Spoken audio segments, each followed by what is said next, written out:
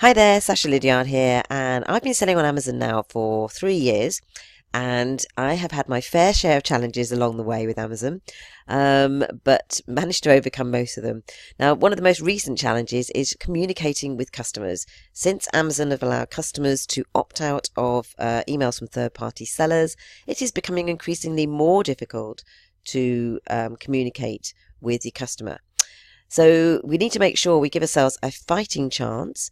And what you need to make sure you've done is you've gone to your settings and into notifications, and that you have got this tick in this box here, buyer opt out, so that you receive this email when the buyer has opted out and your message has not got through. So then you're aware of the situation, you know what's going on. Now you can send messages about product customization questions, delivery scheduling, and issues with a shipping address. And you need to do that by additional information required in your message system. And that's in the seller message system. But in addition to that, I also send an email via the email system that is attached to your Amazon account.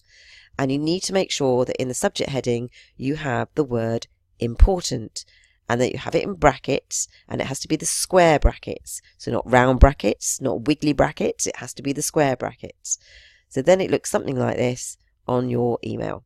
All right, and that should, let's say, give you a fighting chance to get this information that's critical through to your customer.